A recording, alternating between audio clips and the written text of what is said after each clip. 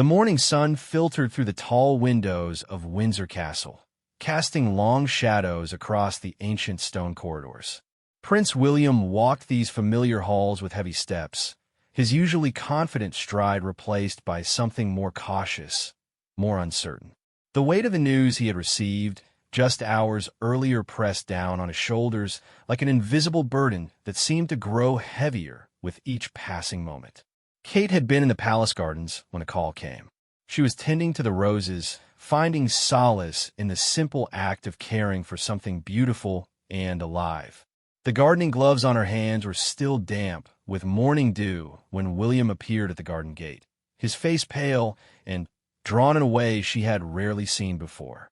Without saying a word, she knew that something had changed, something that would alter the course of their lives forever. The conversation with the royal physician had been brief but devastating. King Charles, who had been battling his illness with the determination and dignity that had defined his entire life, had taken a turn for the worse during the night. The treatments that had been showing promise were no longer working as effectively, and the doctors were running out of options.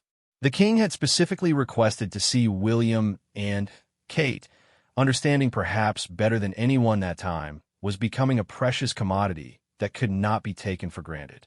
As William relayed the doctor's words to Kate, she felt her world shift beneath her feet. King Charles had always been more than just a father-in-law to her. He had become a mentor, a source of wisdom, and, in many ways, the father figure she had lost in her own life. From the moment she had married into the royal family, he had welcomed her with open arms and a warmth that had surprised many who knew him only through his public persona. The drive to the private wing of the castle where King Charles was staying felt both endless and far too short. William gripped the steering wheel with white knuckles, his jaw set in that particular way that Kate had learned to recognize over their years together. It was the look he wore when he was fighting to maintain control, when he was struggling to be the strong leader that everyone expected him to be while his heart was breaking inside. Kate reached over and placed her hand on his arm, feeling the tension in his muscles beneath her touch. They had been through many challenges together, but this felt different. This wasn't a public crisis that they could navigate with careful planning and media strategy. This was personal, raw, and utterly beyond their control. The man who had guided them both, who had shown William how to balance duty with humanity, and had taught Kate the intricacies of royal life, was fighting a battle that no amount of privilege or position could influence. The medical team met them at the entrance to the private wing. Dr. Harrison, the king's longtime physician, approached them with the careful demeanor of someone who had delivered difficult news too many times before. His explanation was thorough, but gentle, preparing them for what they would see while trying not to rob them of hope entirely. The king was weak, he explained, but he was alert and eager to see them. However, they should be prepared for how much he had changed since their last visit just a week earlier. Nothing could have truly prepared them for the sight that awaited them when they entered the king's private chambers. The room, usually filled with the energy of a man who approached each day with purpose and vigor, felt hushed and still. The heavy curtains were drawn to filter the harsh daylight, creating a soft, golden atmosphere that seemed almost sacred in its quietude. King Charles lay propped up against a mountain of pillows, his once robust frame now appearing almost fragile beneath the fine linens. His hair, which had always been meticulously groomed, was tousled and thinner than William remembered. But it was his eyes that struck William most profoundly. Those eyes, which had sparkled with humor during family gatherings and burned with passion when he spoke about his environmental causes, now held a different kind of light. There was still intelligence there, still love, but also an acceptance that spoke of a man who was beginning to make peace with his mortality. Kate felt her breath catch in her throat as she took in the scene. This was the man who had walked her down the garden path on her wedding day when her own father couldn't be there, who had shared his love of painting with her during quiet afternoons at Highgrove, who had taught her that being royal didn't mean losing her humanity. Seeing him like this, so vulnerable and diminished, struck her heart with a pain she hadn't anticipated. The king's face brightened when he saw them enter, and he attempted to sit up straighter, a gesture so characteristically him that it brought tears to Kate's eyes immediately. Even in his weakened state, he was trying to put them at ease, to be the strong patriarch his family needed. William moved quickly to his father's side, gently placing a hand on his shoulder to encourage him to remain comfortable. "My dear boy," King Charles said, his voice softer than usual, but still carrying that familiar warmth that had comforted William through countless difficult moments in his life. "And Kate, my darling girl, I'm so glad you've come." The conversation that followed was unlike any they had shared before. There was an honesty and openness that came from the knowledge that such moments were precious and finite. King Charles spoke about his pride and how William had grown into his role, how he had watched him evolve from a sometimes reluctant prince into a leader who truly understood the weight and privilege of service. He spoke of Kate's grace and strength, how she had brought a freshness and authenticity to the monarchy that had strengthened it in ways that protocol and tradition never could. As they talked, William found himself studying his father's face, memorizing every line, every expression. This was the man who had taught him to fly fish in the streams of Scotland, who had shown him how to find peace in nature even when the world felt overwhelming. This was the father who had held him when his mother died, who had somehow found the strength to guide his sons through their grief while managing his own. Now it was William's turn to be the strong one, but he wasn't sure he knew how. Kate watched the interaction between father and son with a mixture of love and heartbreak. She could see William struggling to maintain his composure, could see the little boy he had once been flickering behind his eyes. When King Charles began to talk about the future, about the responsibilities that would soon fall more heavily on William's shoulders, she saw her husband's jaw tighten almost imperceptibly. The king seemed to sense William's struggle. With considerable effort, he reached out and took his son's hand in his own. His grip was weaker than it had been, but the gesture carried all the love and strength that had defined their relationship. "You're ready for this, William," he said quietly. "You've been ready for longer than you realize, and you won't be facing it alone." His gaze shifted to Kate, and she felt the full weight of his trust and confidence. "Kate will be beside you, as she has been. Together, you'll guide this family and this institution into the future with the same dedication and love that has sustained it for generations. I have complete faith in both of you." The afternoon stretched on, filled with conversations that jumped from weighty matters of state to cherished family memories. King Charles asked about the children, his eyes lighting up as Kate shared stories of George's latest school adventures, Charlotte's artistic endeavors, and Louis's mischievous antics. For a few moments, the shadow of illness seemed to lift as they all laughed at Kate's description of Louis attempting to teach the family spaniel to paint. As the day wore on, however, the king's energy began to flag. His responses became shorter, his eyes occasionally drifting closed as he fought against the exhaustion that his body could no longer deny. William and Kate exchanged glances, both understanding that their visit should come to an end, though neither wanted to be the first to suggest it.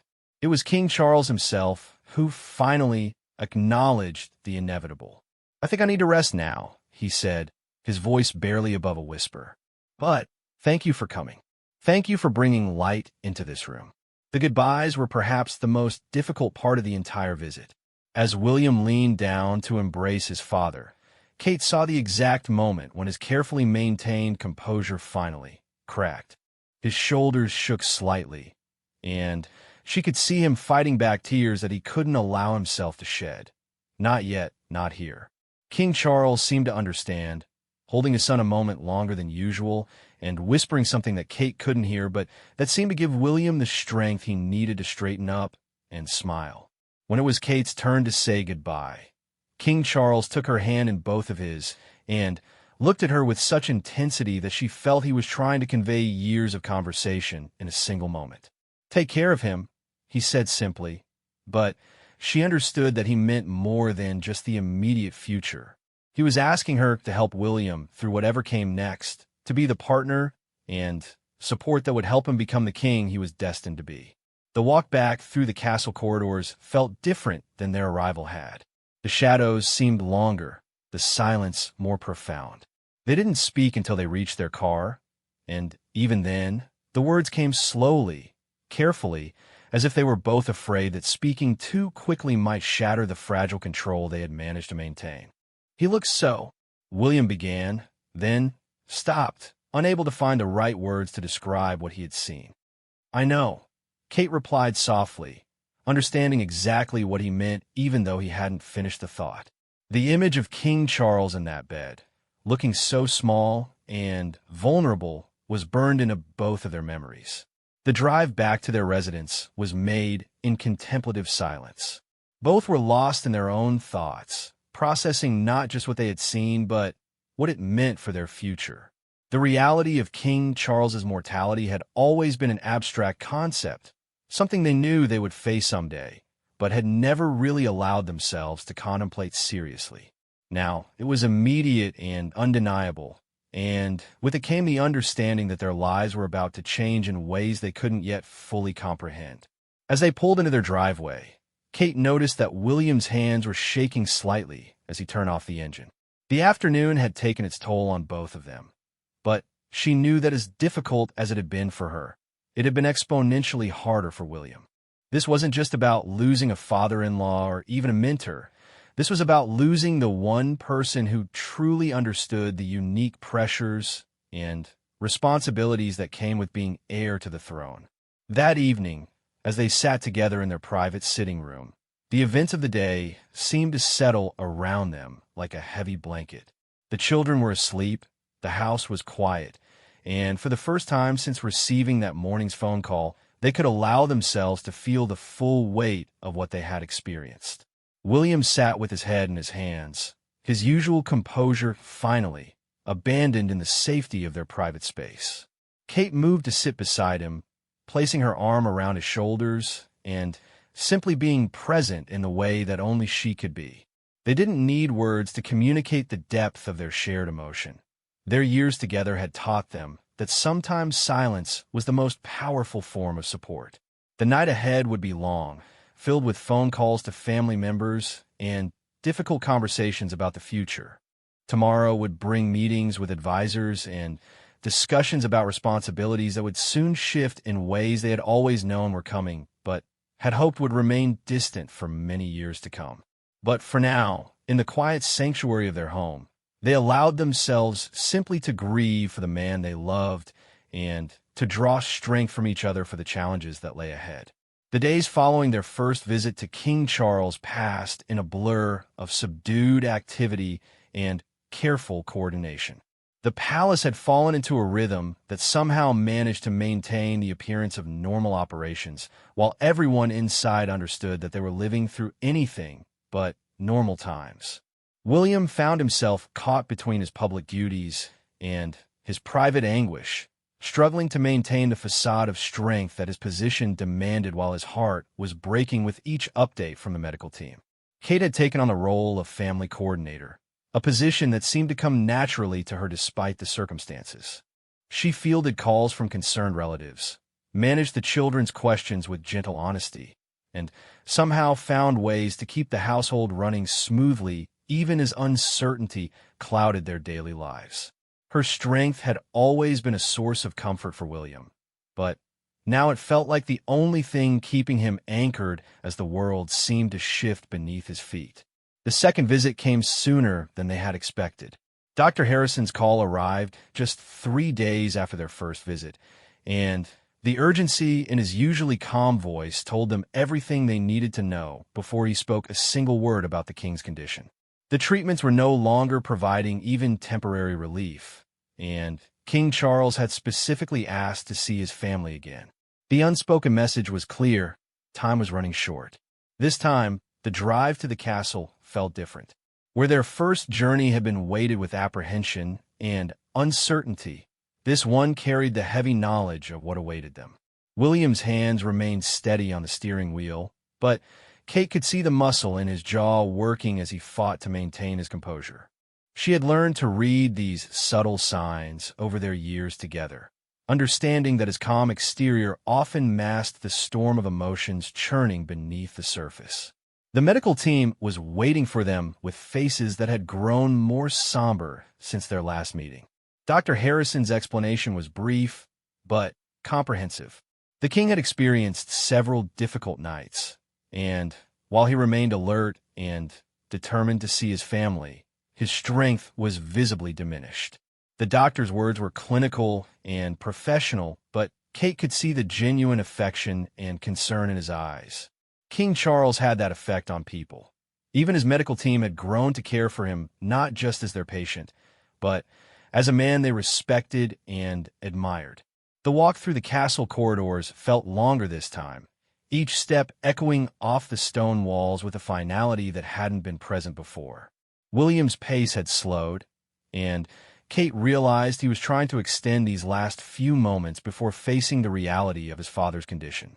She slipped her hand into his, feeling the familiar warmth and strength that had always been her anchor in difficult times. Now she hoped she could provide the same comfort for him. The king's chambers had been rearranged since their last visit. The bed had been moved closer to the large windows, allowing the natural light to filter in more directly.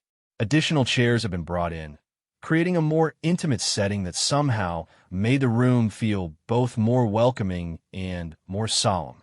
The medical equipment was more prominent now, no longer hidden discreetly in corners, but positioned where it was needed, a stark reminder of the battle being fought within these walls. King Charles appeared smaller than he had just days earlier, but his eyes still held that remarkable combination of intelligence, warmth, and dignity that had defined him throughout his life. When he saw William and Kate enter, he attempted to smile, though the effort was clearly more difficult than it had been during their previous visit. His voice, when he spoke, was barely above a whisper, but the love and gratitude in his words were unmistakable.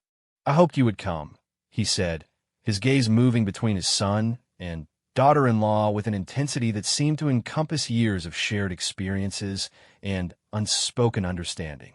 "There are things I need to say, things I need you both to know." William moved to the chair beside his father's bed, leaning forward so he could hear every word clearly. Kate positioned herself slightly behind him, close enough to offer support, but far enough away to give father and son the space they needed for what she sensed would be a conversation unlike any they had shared before. The king began to speak about his life, not in the grand terms of public service and royal duty, but in the intimate language of a father reflecting on his relationship with his son. He spoke about the pride he had felt watching William grow from a sometimes uncertain young man into a leader who understood both the weight of responsibility and the importance of compassion. He talked about the mistakes he felt he had made, the moments when duty had taken precedence over presence, and the regrets that came with understanding that time was finite. "I know there were times when I wasn't the father you needed," King Charles said, his voice growing stronger as he spoke from his heart. "Times when the crown seemed more important than the man wearing it. I hope you can forgive an old man for not understanding sooner that being your father was the most important role I ever held." William felt his throat tighten as he listened to these words. The relationship between him and his father had been complicated by duty and tradition, shaped by the unique pressures of their position in ways that other fathers and sons could never fully understand. But sitting here now, seeing his father's vulnerability and honesty, William realized that love had always been the foundation of their relationship, even when it had been difficult to see beneath the layers of protocol and expectation. "Dad," William said, his voice thick with emotion, "you taught me everything I needed to know about being a man worth following. Not through lectures or formal instruction, but by showing me every day what it means to serve something greater than yourself while never losing sight of what makes you human." Kate watched this exchange with tears she could no longer control. The raw honesty between father and son was both beautiful and heartbreaking, a reminder of how precious these moments of truth could be when they came without the usual barriers and formalities that defined royal life. King Charles then turned his attention to Kate, his expression shifting to one of profound gratitude and affection. "Kate, my dear girl," he said, reaching out with a hand that trembled slightly from weakness but remained steady in its intent. "You saved him, you know. You saved us all, really. You brought something into this family that we didn't even realize we were missing." Kate took his hand in both of hers, feeling the fragility of his grip, but also the strength of spirit that had not diminished despite his physical decline. "You taught me how to belong here," she replied softly. "You showed me that being part of this family didn't mean losing myself, but finding a way to use who I am in service of something bigger." The conversation continued for what felt like hours, though Kate later realized it had been less than 90 minutes. King Charles spoke about his hopes for the monarchy, his vision for how William and Kate would guide it into the future, and his confidence that they would find ways to honor tradition while embracing the changes that each generation must bring. His words were not just those of a father giving advice to his children, but of a king passing wisdom to his successors. As the afternoon progressed, the king's energy began to fade more noticeably than it had during their previous visit. His pauses between sentences grew longer, and his eyes occasionally drifted closed as he fought against the exhaustion that was becoming increasingly difficult to overcome. Yet he seemed determined to share everything he felt needed to be said, as if he understood that this might be his last opportunity to have such an extended conversation with them. "There's something else," King Charles said, his voice barely audible now, causing both William and Kate to lean closer to hear him clearly. "The children. George, Charlotte, Louis. They're going to need you to help them understand not just what it means to be royal, but what it means to be human. Don't let them lose their childhood to duty the way." He paused, unable to finish the thought, but William understood. "They'll have both," William promised firmly. "They'll understand their responsibilities, but they'll also know what it means to be a family. You've shown me how to balance those things, even when it seemed impossible." The king's smile at these words was radiant despite his physical frailty. It was clear that this assurance meant everything to him, that knowing his grandchildren would grow up with both duty and love was perhaps the greatest gift William could have given him. As the visit drew to its natural close, the goodbyes carried a weight that hadn't been present before. King Charles held William's hand for a long time, their eyes locked in a communication that went beyond words. When he finally released his grip, it was with visible reluctance, as if he understood that this physical connection might be one of their last. The embrace between father and son was longer this time, neither man seeming willing to be the first to let go. Kate could see William's shoulders shaking slightly, could see the moment when his composure finally cracked under the weight of love and impending loss. When they finally separated, both men had tears in their eyes that neither attempted to hide or apologize for. King Charles's goodbye to Kate was equally emotional.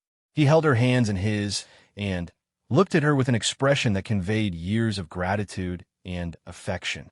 "Thank you," he said simply, but Kate understood that these two words encompassed everything he felt but couldn't express about what she had meant to him and to their family. The journey home was made in silence that felt heavier than any conversation they might have attempted. Both William and Kate were lost in their own thoughts, processing not just what they had witnessed, but what it meant for their immediate future. The reality of King Charles's condition could no longer be denied or minimized, and with that acceptance came the understanding that their lives were about to change in fundamental ways. That evening, they sat together in their private study, surrounded by the comfortable familiarity of their own home, but feeling somehow displaced by the magnitude of what they had experienced. The children had been put to bed with extra stories and longer goodnight kisses, though Kate doubted that George, at least, hadn't sensed that something significant was happening in their family's life. "What do we prepare for this?" William asked finally, his voice rough with emotion and exhaustion. It was the first time either of them had spoken directly about the inevitability of what they were facing, and the words hung in the air between them like a bridge they weren't sure they were ready to cross. Kate moved closer to him, taking his hand in hers, and feeling the slight tremor that he couldn't quite control. "We take it one day at a time," she said softly. "We honor him by living the values he's taught us. We love our children the way he loves you. We serve our people the way he's shown us. And we remember that even when he's not physically here, everything he's given us will continue to guide us." The night stretched ahead of them, filled with the quiet conversations and shared silences that would help them begin to process the reality of what was coming. Tomorrow would bring more updates from the medical team, more difficult decisions about the family schedule, and more of the careful balancing act between private grief and public duty that defines so much of royal life. But tonight, they held each other close and tried to find strength in their shared love and commitment to face whatever came next together. The call came at dawn on a Tuesday morning, when the world was still quiet and the golden light of early autumn filtered through the curtains of their bedroom. Kate heard William's phone buzzing on the nightstand and watched as he reached for it with the careful movements of someone who knew that such early calls rarely brought good news. The voice on the other end was Dr. Harrison's, and even though Kate couldn't hear his words, she could read the message clearly in the way William's face went pale and his hand tightened around the phone. "We'll be there immediately," William said, his voice steady despite the tremor Kate could see in his hands as he ended the call. He turned to face her, and in his eyes she saw a combination of grief, determination, and the kind of raw vulnerability that comes when someone realizes that the moment they've been dreading has finally arrived. "How much time?" Kate asked softly, though she wasn't sure she wanted to hear the answer. "Hours, maybe less," William replied, his voice barely above a whisper. "He's asking for us." The next 30 minutes passed in a blur of urgent but quiet activity.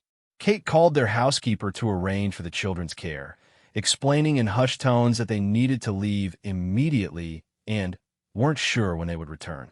William spoke briefly with his private secretary, canceling the day's engagements with explanations that would have to suffice until more detailed statements could be prepared. Through it all, they moved with the practiced efficiency that came from years of managing crises. But underneath the familiar routine was an emotional weight that made every simple task feel monumentally difficult. The drive through the early morning traffic was unlike any journey they had made before. William drove faster than usual, though still safely, propelled by an urgency that came from understanding that every minute mattered now in ways that couldn't be measured or reclaimed. Kate sat beside him, her hand resting on his arm, providing a silent anchor of support while her own heart raced with anticipation and dread. The castle seemed different in the early morning light. The usual bustle of staff and visitors was absent, replaced by a hushed efficiency that spoke of an institution preparing itself for a moment of profound change. The guards at the gate recognized them immediately and waved them through without the usual formalities, their faces reflecting the gravity of the situation that everyone understood, but no one was yet ready to discuss openly. Dr. Harrison met them at the entrance to the private wing, his usually composed demeanor showing signs of the strain that came from caring for a patient who had become more than just a professional responsibility. His briefing was gentle but honest. King Charles had weakened significantly during the night, but he remained conscious and alert. Most importantly, he was determined to see his family, drawing on reserves of strength that seemed to come from love rather than physical endurance. The walk through the familiar corridors felt different this time, weighted with finality in a way that their previous visits hadn't been. Kate noticed details she had never seen before. The way the morning light created patterns on the stone walls, the sound their footsteps made on the ancient floors, the portraits of past monarchs that seemed to watch their passage with knowing eyes. It was as if the castle itself understood the significance of this moment and was bearing witness to the transition that was about to take place. The king's chambers had been transformed once again, this time into something that felt more like a family sanctuary than a medical facility. The medical equipment was still present, but had been arranged more discreetly, and fresh flowers from the palace gardens filled the room with a gentle fragrance of roses and lavender. Soft music played quietly in the background, and the lighting had been adjusted to create an atmosphere of peace and comfort rather than clinical efficiency. King Charles lay propped against pillows that had been arranged to help him breathe more easily, but his eyes were bright and alert when he saw them enter. Despite his physical frailty, there was something almost luminous about his presence, as if the approaching end had stripped away everything non-essential and left only the pure essence of the man they loved. When he smiled at seeing them, Kate felt her heart break and heal simultaneously. "My dear ones," he said, his voice barely above a whisper, but filled with such warmth and love that it seemed to fill the entire room. "I'm so glad you're here." William moved immediately to his father's side, taking the chair that had been positioned there for him and reaching out to take King Charles's hand in his own. The physical contact seemed to provide comfort to both men, a connection that went beyond words to something deeper and more fundamental than any conversation could express. Kate positioned herself on the other side of the bed, close enough to be part of the intimate circle, but respectful of the space that father and son needed for what she understood would be their final conversation. She watched as William struggled to maintain his composure, seeing the little boy he had once been flickering behind his adult features as he faced the reality of losing the most important figure in his life. "I need you to know," King Charles began, speaking slowly but with deliberate clarity, "how proud I am of the man you've become. Not just as a prince or a future king, but as a husband, a father, and a human being. You've grown into everything I hoped you would be, and more than I ever dared to dream." William felt tears spilling down his cheeks and made no effort to hide them. In this moment, there was no place for the stoic restraint that usually defined royal behavior. This was simply a son saying goodbye to his father, and the emotion was too powerful and too honest to be contained by protocol or expectation. "Dad, I don't know how to do this without you," William said, his voice breaking on the words. "I don't know how to be the king you've prepared me to be without having you there to guide me." King Charles squeezed his son's hand with what little strength he had left. "You won't be without me," he said firmly, his voice gaining strength from the intensity of his conviction. "Everything I've taught you, everything we've shared, everything I believe and will live on through you. You'll carry forward not just the crown, but the values and the love that have sustained this family for generations." The king's gaze shifted to Kate, and his expression softened with a different kind of love, the deep affection of a father-in-law who had come to see his son's wife as a true daughter. "And you, my dear Kate, will be his strength when the burden feels too heavy. You'll remind him that being king doesn't mean being alone, that service and love can coexist in ways that make both more powerful." Kate leaned forward and took King Charles's other hand, feeling the fragility of his grip, but also the warmth that remained despite his physical decline. "We'll take care of each other," she promised, her voice steady despite the tears streaming down her face. "We'll take care of the children. We'll take care of the family. And we'll take care of the responsibilities you're entrusting to us." The conversation that followed was both intimate and profound, touching on memories that spanned decades and hopes that reached far into the future.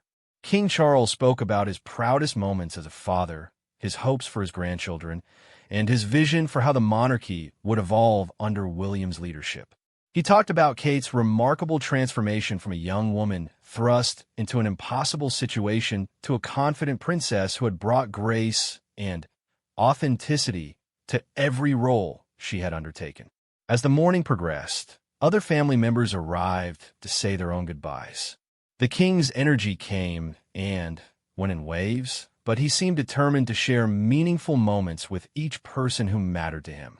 Through it all, William and Kate remained by his side, providing a constant presence that allowed him to face these final hours with the dignity and grace that had characterized his entire life. The most difficult moment came when King Charles asked to speak privately with William about the transition that would soon take place. Kate stepped away to give them space, understanding that there were aspects of kingship that could only be passed from father to son, traditions, and responsibilities that required a more formal acknowledgement, even in the midst of such personal grief. "The crown is more than a symbol," King Charles told his son, his voice gaining strength from the importance of what he was conveying. "It represents the hopes and dreams of millions of people who trust us to serve them with integrity and compassion.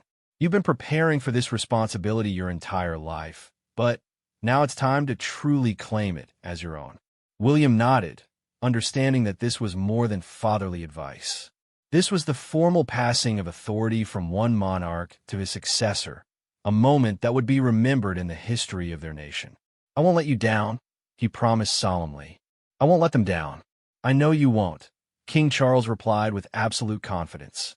"You have everything you need: intelligence, compassion, a strong sense of duty, and, most importantly, you have Kate beside you.